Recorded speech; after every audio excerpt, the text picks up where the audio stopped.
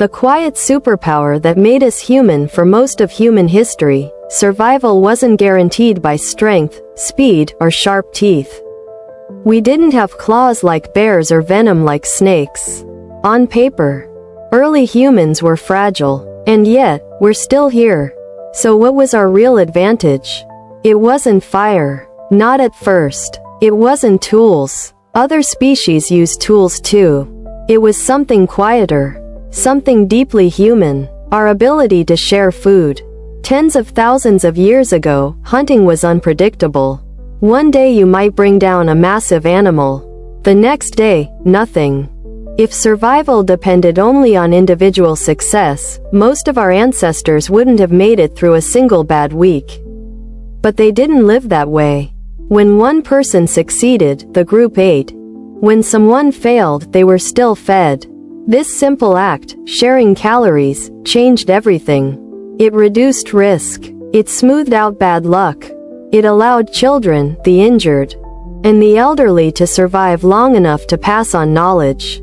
And knowledge, unlike meat, grows when it's shared.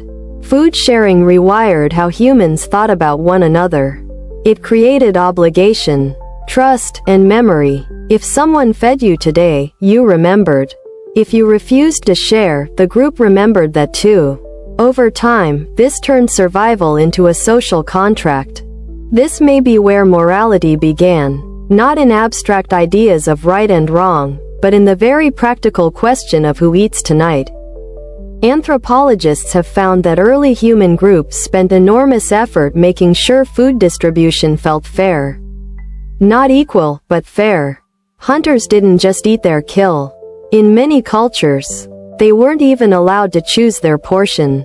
The group decided. This prevented power from concentrating too early, and it kept cooperation alive. In a strange way, hunger made us ethical. Sharing food also changed how we communicated. You needed stories to explain where the food came from. You needed language to negotiate, to promise, to apologize. Over time, these conversations became myths, traditions, and rituals.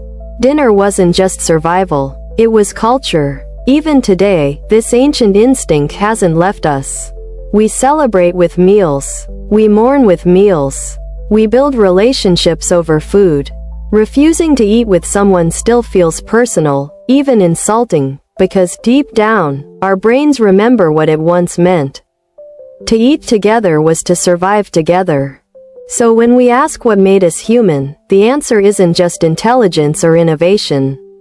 It's generosity under pressure, cooperation in the face of uncertainty, the decision, again and again, to feed someone else even when tomorrow was unsure. Long before civilization, before cities or writing, humanity was shaped around a shared meal. And in many ways, it still is.